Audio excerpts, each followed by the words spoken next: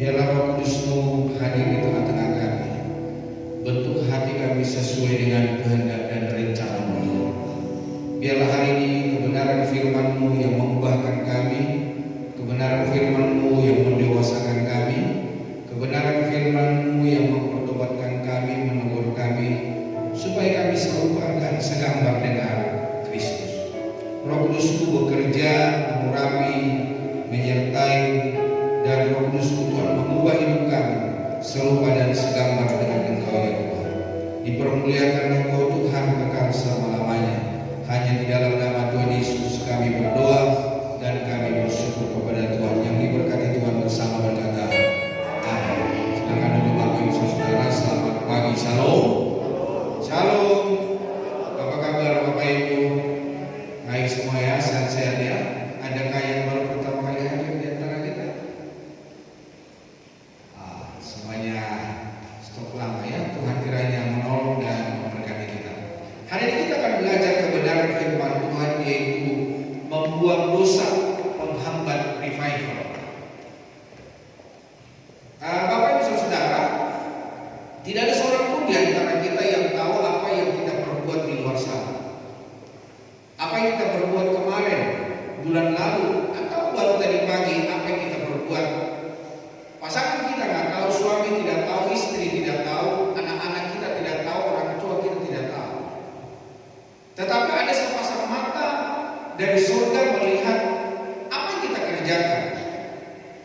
Namun bukan hanya itu Bapak Saudara, apa yang terjadi di dalam hati, apa yang kita rancangkan, apa yang kita rencanakan, apa yang kita pikirkan buat orang lain. Firman Allah berkata, orang yang melakukan kejahatan di dalam hidupnya merancangkan kejahatannya di tempat tidur. Nah, coba siapa di antara kita yang merancangkan kejahatan di tempat tidur kita? Nah, kenapa sampai Tuhan tidak menolong? Kenapa sampai Tuhan tidak membela? Kenapa sampai Tuhan tidak mendengarkan doa kita? Adalah dosa yang kita kerjakan, dosa yang menyelimuti kita, dosa yang mengikat kita, sehingga berkat Tuhan tidak terjadi di dalam hidup kita. Coba kita lihat di dalam Yesaya 59 ayat 1 dan 2. Yesaya 59 ayat 1 dan 2 kita baca bersama. Yesaya 59 ayat 1 dan 2. Sudah ketemu? Boleh kita baca bersama? 2, 3. Sesungguhnya tangan Tuhan tidak kurang panjang untuk menyelamatkan, dan pendengarannya tidak kurang tajam untuk mendengar. Tetapi yang merupakan pemisah antara kamu dan Allahmu ialah segala kejahatanmu, dan yang membuat dia menyembunyikan diri terhadap kamu sehingga dia tidak mendengar ialah segala dosamu. Jadi Bapak Ibu Saudara berkasih Tuhan, kita nggak usah pakai mikrofon untuk berdoa kepada Tuhan. Kita tidak perlu teriak-teriak, tapi memang perlu juga kita berteriak, mengerang di hadapan Tuhan. Tapi Bapak Ibu Saudara, Tuhan mendengar setiap doa kita. Bahkan timbul di dalam hati kita saja, Tuhan tahu dan Tuhan mengerti. Jadi Bapak Ibu Saudara berkasih Tuhan, telinga Tuhan tidak kurang tajam, telinga Tuhan tidak kurang lebar, telinga Tuhan tidak kurang memperhatikan apa yang kita mohonkan kepada Tuhan. Tetapi yang membuat kita, Bapak Saudara berkasih Tuhan, tidak menerima jawaban daripada Tuhan. Firman Allah berkata, oleh karena dosa, pemisah kita dengan Allah adalah dosa. Pemisah manusia kepada Allah adalah perbuatan-perbuatan yang tidak orang lain tidak tahu, Saudara. Jadi apa yang kita kerjakan, apa yang kita angan-angankan, apa yang timbul di dalam hati kita, perlu kita koreksi, Saudara, dan kita perlu buang. Mari hari ini kita jaga kekudusan hati kita, kekudusan hati pikiran kita. Mari hari ini kita berkenan kepada Tuhan. Sekali lagi, Saudara, jangan kita hanya ada di gereja, namun kita penuh dengan kesesakan, penuh dengan pencobaan, penuh dengan dosa, penuh dengan keduniawian yang tidak berkenan kepada Tuhan. Buang dosa penghancur dan penghambat kebangunan rohani, dan mari persiapkan hati untuk lawatan Tuhan yang dahsyat di dalam hidup kita.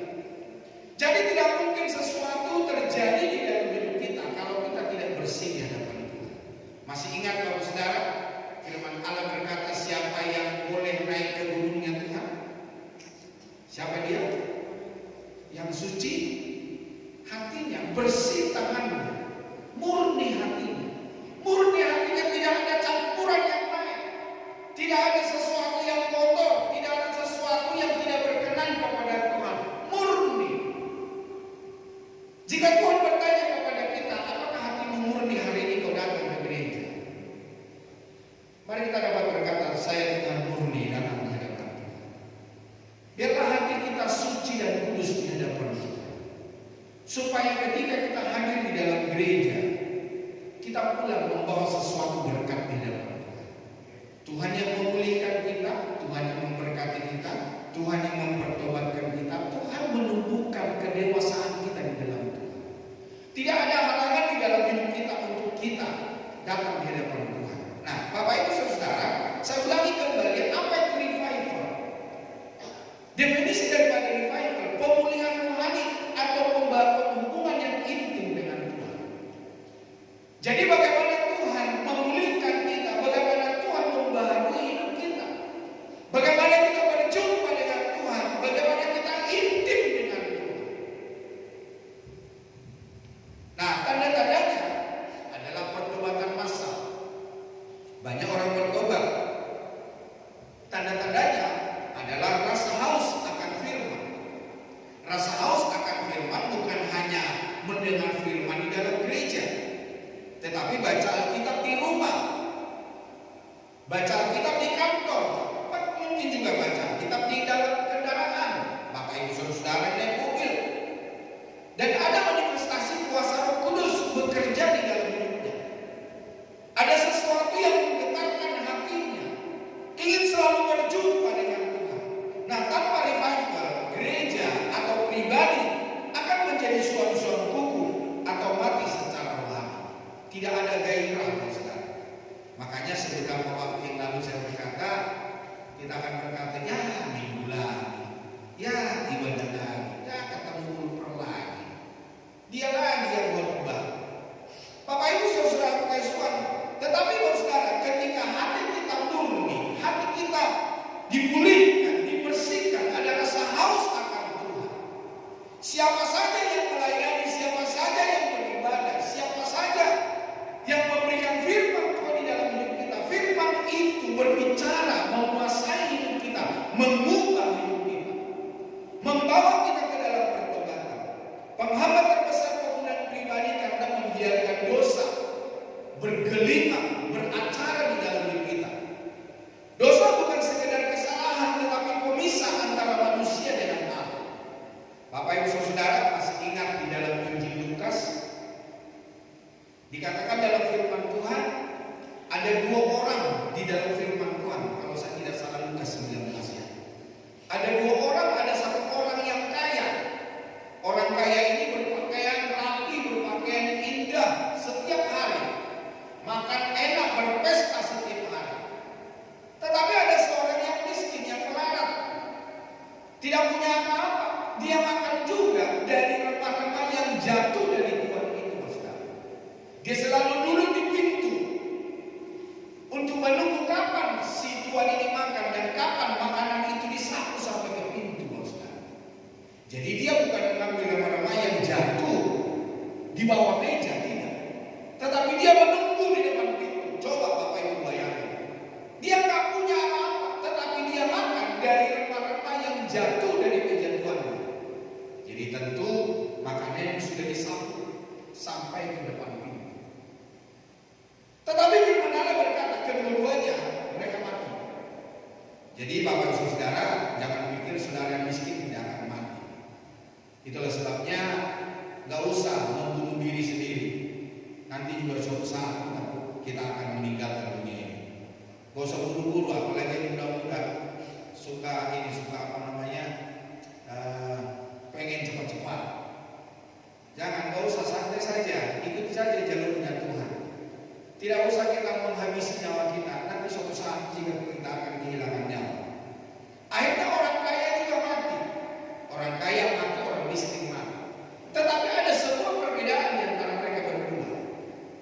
Dalam firman Allah berkata, orang miskin itu ada di pangkuan Bapak Abraham. sedangkan orang kaya itu ada di bawah sana. Kenapa saya bilang di bawah sana? Karena ketika orang kaya itu menatap ke langit, dia melihat orang miskin Lazarus itu ada di pangkuan Bapak Abraham. Sehingga dia berkata, Bapak Abraham, suruhlah Lazarus mencelupkan jarinya, ujung jarinya ke air dan menaruh ke mulut saya. Karena saya di sini kehausan, saya di sini menderita. Tetapi Bapak Abraham bilang apa, saudara? Orang yang dari sini tidak bisa ke situ. Orang yang dari situ tidak bisa ke sini. Karena apa? Ada jurang pemisah. Jadi tidak ada istilah begini, orang mati akan kembali datang ke rumah. Tidak ada, saudara. Jadi kalau ada suami, istri, anak-anak atau siapa saja keluarga kita yang meninggal, dia tidak tahu tanah kelahirannya. Itu firman Tuhan berkata, saudara.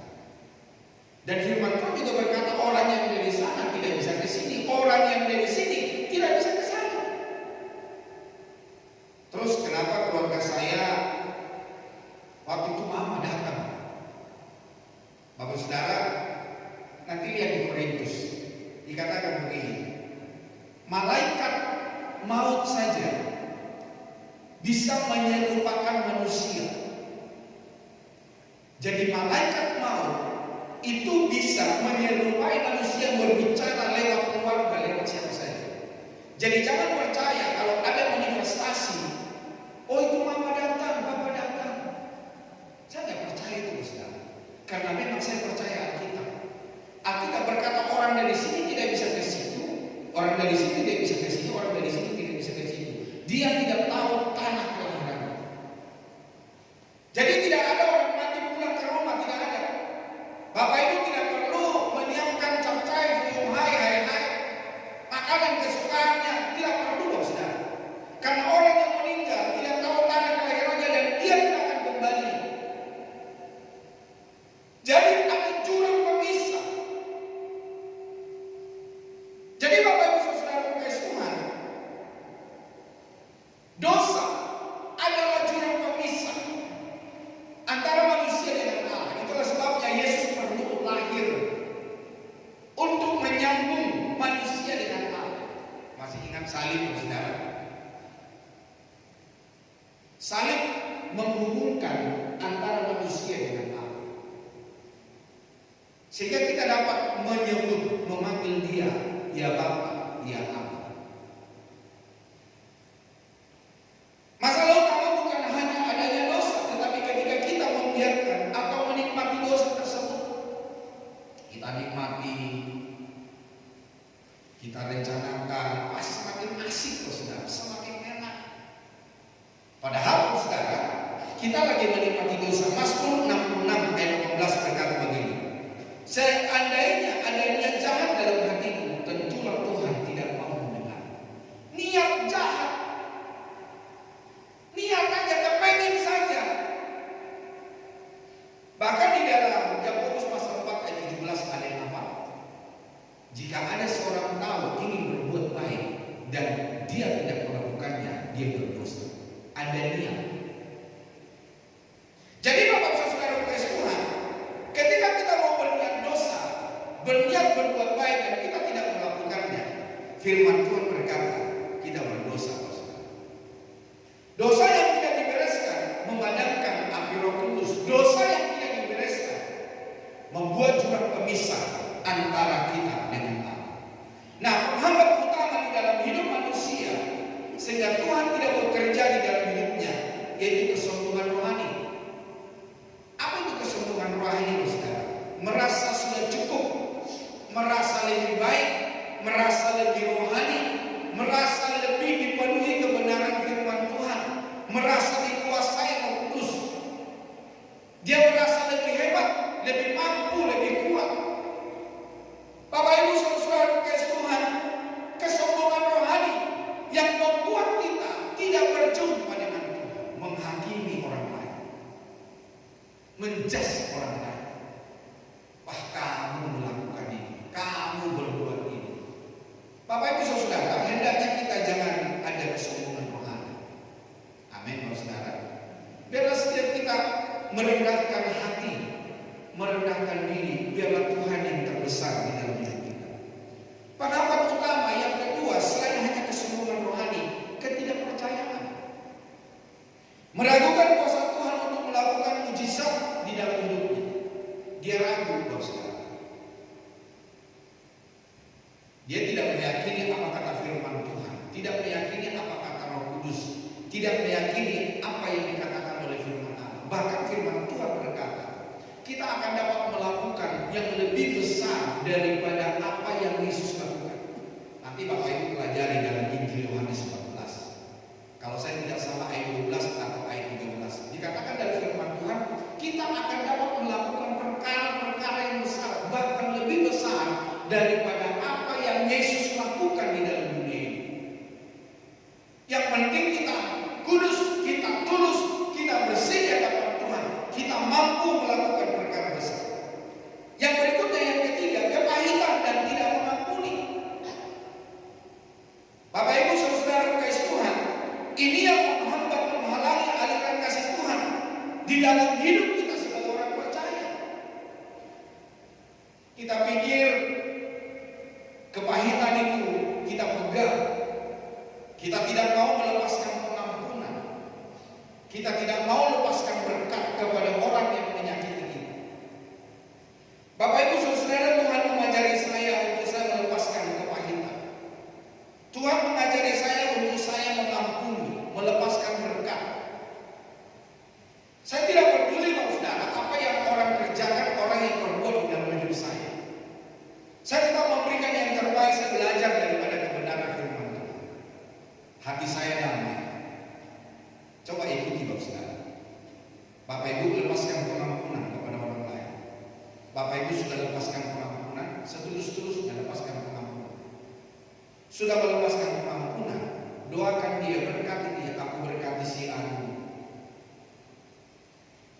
Dan yang berikutnya saudara, berikan yang terbaik dalam hidupmu untuk sesama, untuk siapapun yang ada di sekitar kita. Bapak Ibu saudara, sekali lagi saya berkata, ketika kita melepaskan pengampunan, ketika kita mendoakan orang, memberkati orang lain, sekali lagi saya berkata, bukan orang itu yang bebas dari penjara, bukan orang itu yang lepas dari ikatan, tetapi kita yang dilepaskan dari ikatan. Mulai hari ini coba saudara, lepaskan pengampunan. Berkati orang yang menyakiti saudara. Berkati orang-orang yang tidak baik menurut saudara. Kasih senyum yang terbaik. Kasih perhatian yang terbaik. Tuhan menolong saudara. Saya beberapa kali melayani orang, dia berkata, terima kasih Pak, Bapak sudah mau jadi tempat sampah buat saya. Sekarang saya bebas. Sekarang saya merdeka. Beban saya dilepas oleh Tuhan. Padahal saya tidak ngomong apa-apa sama dia. Gak berbicara apa tentang orang itu. Saya hanya berkata, oh iya. Terus bagaimana? Oh iya. Hanya begitu saja saudara. Tapi dia berkata, terima kasih, saya sudah dibebaskan. Beban berat saya sudah diangkat oleh Tuhan. Jadi Bapak Ibu saudara kasih Tuhan, orang yang mengampuni, orang yang melepaskan beban berat di dalam hidupnya, orang yang mengasihi orang lain, dia akan dipulihkan oleh Tuhan. Pastikan Bapak saudara kasih Tuhan, setiap kita yang hari ini yang hadir, kita adalah orang-orang yang dipulihkan oleh Tuhan. Kita adalah orang-orang yang dibebaskan oleh Tuhan. Penghambat berikutnya adalah duniawi. Lebih mencintai dunia ini daripada mencintai Tuhan. Lebih mencintai uang daripada mencintai Tuhan. Daripada mencintai pekerjaan Tuhan. Lebih mencintai harta. Lebih mencintai apa yang ada di dalam dunia ini daripada mencintai Tuhan. Coba saja Bapak saudara lebih mencintai dunia. Bahkan dalam firman Tuhan berkata, kalau kita lebih mencintai orang tua kita daripada Tuhan, kita tidak berkenan kepada Tuhan. Mencintai orang tua. Kalau kita lebih mencintai orang tua daripada Tuhan, kita tidak berkenan di hadapan Tuhan. Bukan berarti kita tidak mencintai orang tua, bukan.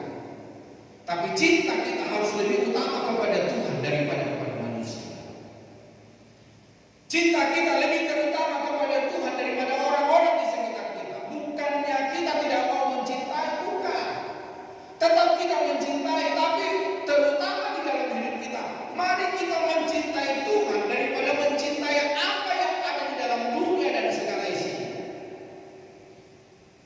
Yang berikutnya, apatis, ketidakpedulian. Gak tahu kalau saudara, Bapak Ibu peduli nggak dengan orang lain, peduli nggak dengan orang-orang di sekitar? Atau Bapak Ibu hanya, ya saya datang ke gereja, kehilangan gairah untuk kemuliaan Tuhan, kehilangan gairah untuk jiwa-jiwa, kehilangan gairah untuk persahabatan, untuk membangun hubungan dengan orang lain. Bapak Ibu Saudara, teknik dari sebuah penginjilan ketika kita membangun hubungan. Ya, ada orang-orang yang bisa berbicara, memberitakan Injil to the point, Bapak Saudara.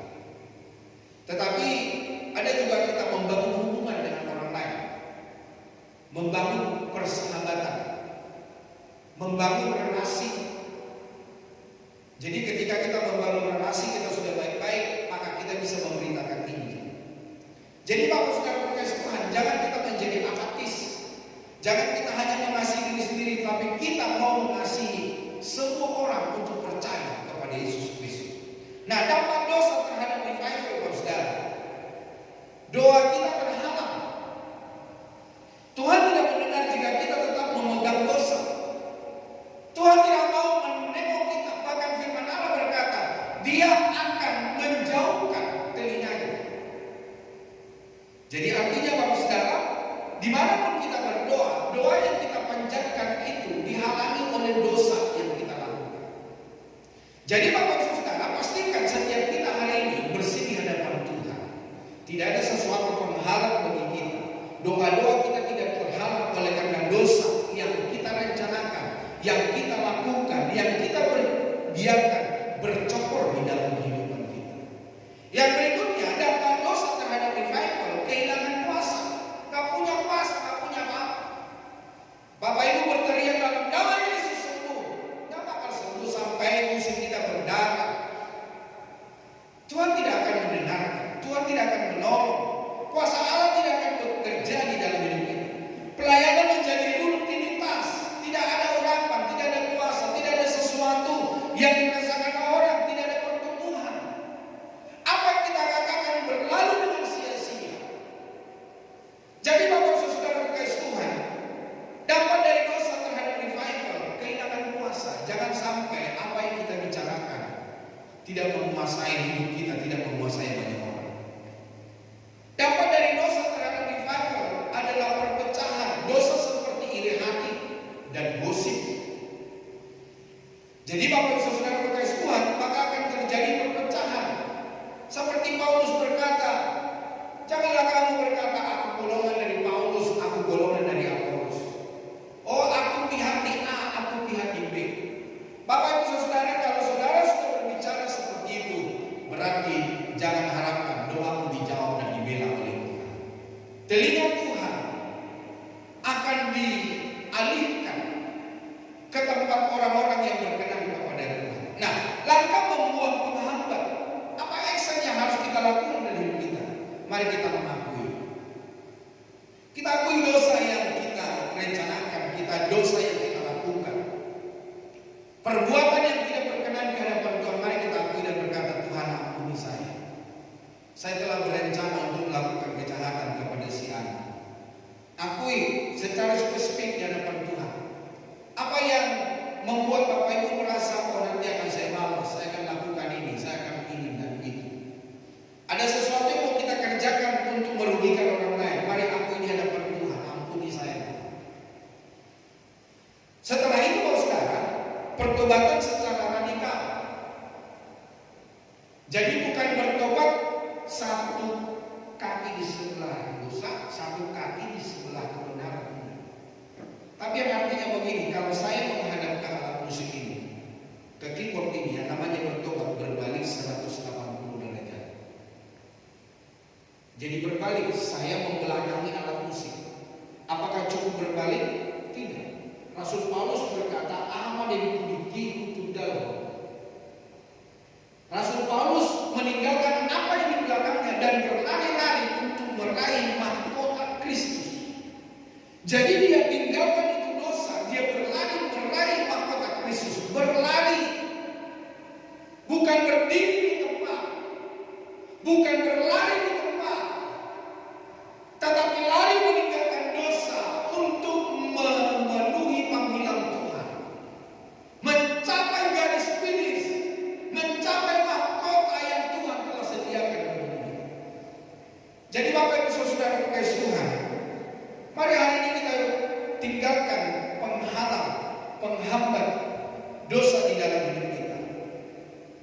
Bertobat secara radikal 180 derajat. Yang berikutnya, yang ketiga, mari kita restorasi.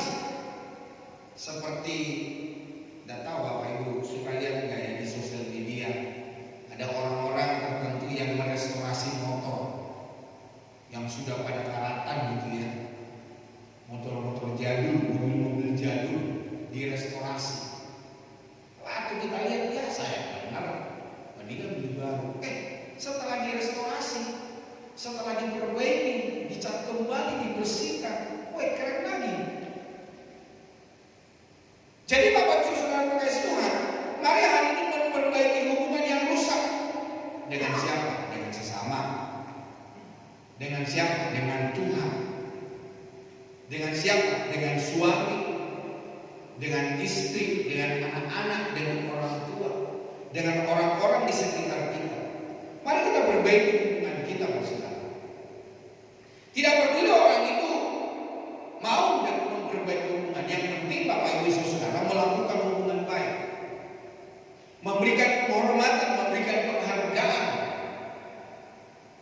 Yang berikutnya Saudara, membuat penghambat. Mari kita taat penuh kepada kebenaran firman Tuhan, melalui melakukan apa yang Roh Kudus perintahkan tanpa menunda. Aduh, ntar aja, aduh besok aja. Yang akhirnya karena kita menunda, karena kita bilang ntar aja, itu akhirnya pada mengubah hati kita yang mau berdamai, yang mau mengasihi. Akhirnya lama-kelamaan kita tidak mau melakukan apa yang Tuhan berkatakan. Ketika Tuhan ngomong kepada saudara, lakukan di dalam hidup. Sekali lagi, bukan orang yang kita ampuni, bukan orang yang kita, orang itu bermusuhan kepada kita, orang itu yang bebas, bukan. Tetapi saudara yang memberikan pengampunan, saudara yang mengasihi, saudara yang memberikan berkat untuk orang itu, saudara yang berkati oleh Tuhan, bukan orang itu. Jadi Bapak Saudara Tuhan, pembangunan rohani dimulai saat satu pribadi yang mau bertobat. Ketika saudara, ketika saya mau bertobat, saya mau melakukan firman Tuhan, maka terjadi revival, saudara. Tidak peduli orang lain melakukan atau mengalami revival, tapi saya secara pribadi mengalami Tuhan di dalam hidup. Jadi Bapak Saudara, kenapa saya bisa bicara? Karena saya melakukan itu dalam hidup saya. Saya mengalami Tuhan secara pribadi, Bapak Saudara. Nah, banyak orang mengira Tuhan jauh ketika doa tidak dijawab dan hidup terasa kering. Namun firman Tuhan menegaskan bahwa masalahnya bukan pada tangan Tuhan yang kurang kuat, melainkan kepada dosa yang menjadi penghalang. Pemulihan selalu dimulai ketika umat menyadari apa yang memisahkan mereka dari Allah. Jadi hari ini mari kita renungkan apa yang memisahkan kita dari Allah, atau apa yang rencana-rencana di dalam hati kita untuk orang lain, menyakiti orang lain, merugikan orang lain. Hari ini mari kita tinggalkan, saudara. Mari kita kembali kepada Tuhan. Nah, bagaimana caranya kita untuk mengalami revival itu? Yang berikutnya, saudara, mari kita kenali halangan-halangan.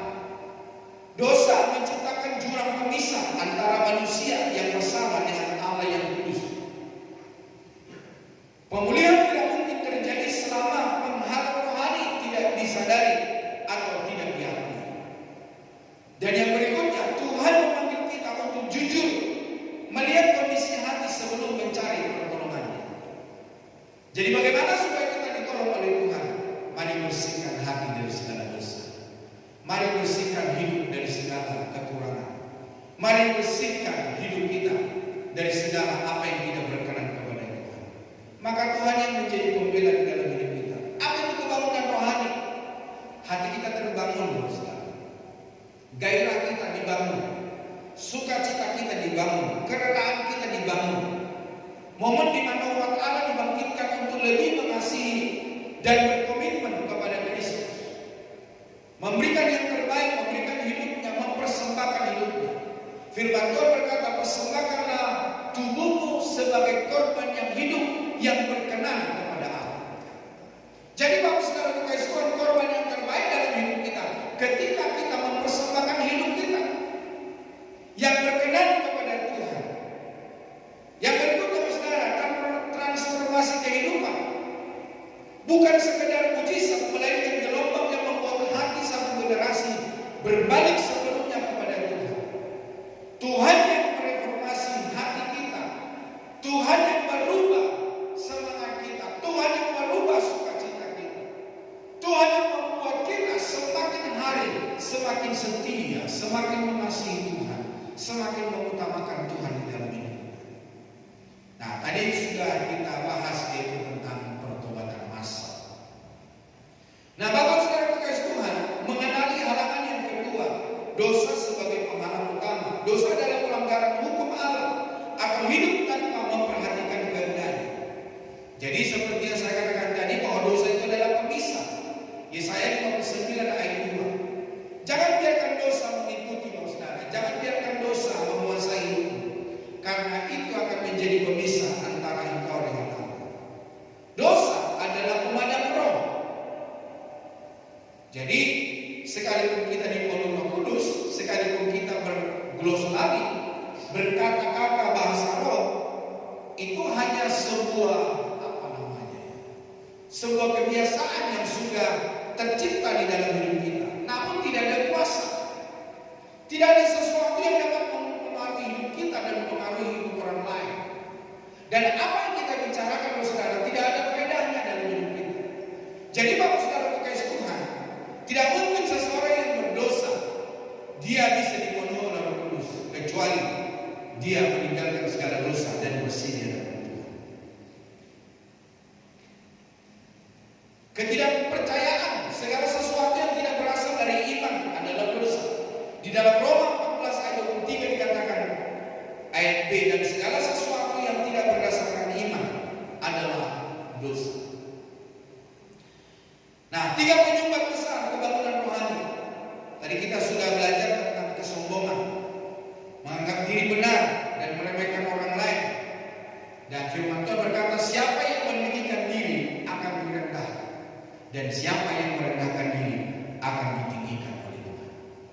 Yang berikutnya adalah egoisme, memprioritaskan keinginan pribadi di atas kehendak Allah, yang menghalangi kerendahan hati untuk revival, untuk perubahan hidup, untuk sesuatu kebangunan rohani dalam hidupnya. Mari kita tinggalkan egoisme, mari kita mengutamakan kepentingan orang lain daripada kepentingan kita. Dan yang terakhir, yaitu karena tidak ada doa. Siapa di antara kita yang masih ada doa? Doa pribadi, doa pagi, atau doa siang, doa malam. Atau Bapak yang berkata, oh saya doa pagi hari sebelum saya sarapan, sebelum saya makan siang, sebelum saya tidur, sebelum saya makan, saya berdoa. Bukan itu Bapak Saudara. Tetapi doa yang dimaksud adalah doa pribadi, memuji, menyembah Tuhan. Tuhan sangat senang kalau kita semua, bukan list doa yang kita panjatkan. Tuhan berkati anak saya si A, berkati anak saya si B, berkati anak saya si C. Bukan itu Bapak Saudara. Tetapi penyembahan. Ketika kita tadi dipimpin oleh Ibu Magda, kita menyembah, apa yang Bapak Ibu perkatakan kepada Tuhan? Ataukah Bapak Ibu berdiam diri? Coba Bapak Ibu utarakan sesuatu untuk kemuliaan Tuhan. Banyak hal yang kita bisa bicarakan atas kebaikan Tuhan. Berterima kasih buat suami, berterima kasih buat istri, berterima kasih untuk anak-anak, berterima kasih buat makan, berterima kasih buat pekerjaan. Ada banyak hal yang bisa kita kerjakan. Banyak berterima kasih buat bangsa dan negara, berterima kasih buat gereja saya, berterima kasih buat para pelayan dan hamba Tuhan, terima kasih buat sahabat saya. Itu Bapak Ibu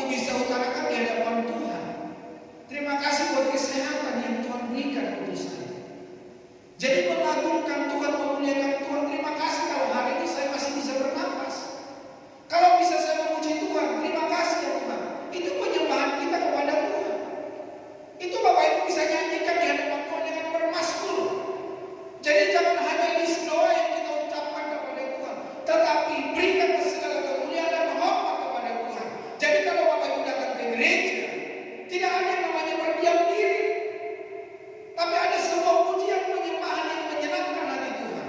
Segala kemuliaan dan hormat hanya bagi Tuhan. Jadi Bapak Ibu Saudara kekasih Tuhan, mari hari ini Saudara, kita mengenali apa yang menjadi halangan di dalam hidup kita. Nah, ada halangan-halangan, yaitu dosa-dosa halus yang sering diabaikan. Seringkali bukan dosa besar yang menghambat, melainkan sikap hati. Dosa apa Saudara? Kelalaian. Tahu berbuat baik tetapi tidak melakukannya. Yakobus 4 ayat 17. Apa yang Bapak Ibu Saudara tahu kebaikan tetapi Bapak Ibu tidak melakukannya? Ada? Kalau Bapak Ibu tidak melakukannya, Bapak Ibu berdosa. Itu dosa halus. Ada dosa tersembunyi. Apa dosa tersembunyi? Nanti baca Yosua pasal 7. Apa yang ada di Yosua pasal 7? Waktu itu kalau saudara bangsa Israel berperang dengan bangsa lain, dan Yosua berkata supaya apa yang mereka temukan dari musuh semua harus dibinasakan. Mau pakaian kah, mau keuangan kah, mau harta benda kah, apa saja tidak boleh disimpan. Namun Bapak Ibu Saudara kekasih Tuhan, ketika bangsa Israel berperang, Tuhan berbicara bahwa ada orang-orang, ada satu orang di antara bangsa itu yang melakukan dosa tersembunyi. Ternyata nggak langsung ditunjuk, Saudara. Bangsa Israel dikumpulkan. Siapa di antara kalian yang menyembunyikan dosa? Ditanya dari suku Ruben sampai Yusuf sampai Benyamin. Ternyata ketemu di suku Yehuda. Ditanya di suku Yehuda. Dari suku Yehuda itu ada berapa ya? Ada 3 atau 4. Jadi yang dari keempat ini yang ketemu. Memang suku Yehuda, tapi bukan suku Yehuda yang pertama, bukan, tapi suku Yehuda yang terakhir. Dari suku Yehuda terakhir itu ditanya, siapa di antara kalian yang mengambil harta daripada musuh? Coba lihat di dalam Yosua pasal 7 ayat yang 20-21. Yosua pasal 7 ayat 20-21. Siapakah dia? Yosua pasal 7 ayat 20 dan 21, firman Allah berkata, boleh kita baca bersama, 2-3. Lalu Akan menjawab Yosua katanya, benar, akulah yang berbuat dosa terhadap Tuhan Allah Israel. Sebab beginilah perbuatanku. Aku melihat di antara barang-barang jarang itu jubah yang indah, buatan Sinea, dan 200 sikal perak, dan sebatang emas yang 50 sikal beratnya. Aku mengingininya, maka kuambil. Semuanya itu disembunyikan di dalam kemahku dalam tanah, dan perak itu di bawah sekali. Jadi Akan ini mengubur supaya tidak ketahuan, dikubur di dalam tanah. Jadi Bapak Ibu Saudara, dosa yang tidak diketahui oleh orang lain itu akan menghalangi kita di hadapan Tuhan. Dosa apa yang kau kerjakan di dalam hidupmu yang suamimu tidak tahu, istrimu tidak tahu, anak-anakmu tidak tahu, orang tuamu tidak tahu, orang-orang di sekitarmu tidak tahu apa yang kau kerjakan, apa yang kau lakukan? Apa yang Bapak Ibu rencanakan di tempat tidur? Apa yang Bapak Ibu rencanakan di rumah? Akan, saudara, dia pintar menyembunyikan, dikubur di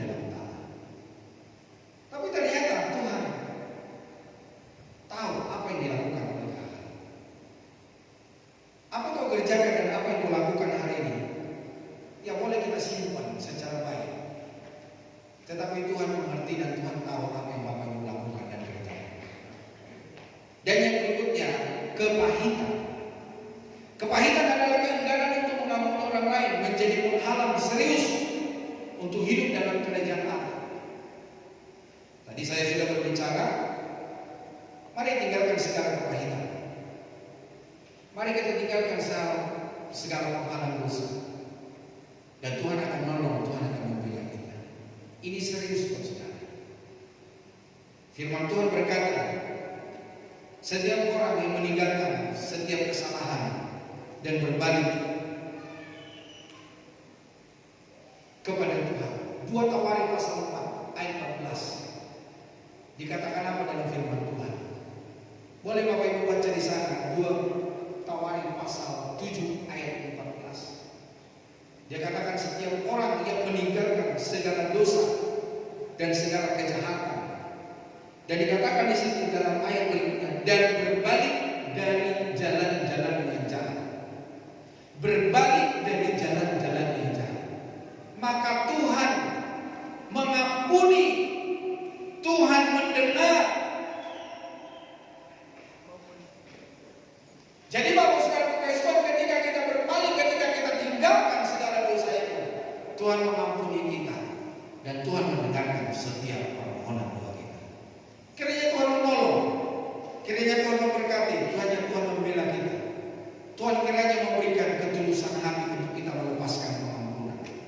Tuhan kiranya memberikan kekuatan bagi kita untuk memberkati setiap orang yang melakukan kesalahan dalam hidup kita. Tuhan kiranya membaharui hidup kita. Tuhan kiranya membuat kita ada sebuah kebangunan rohani, ada sebuah pertobatan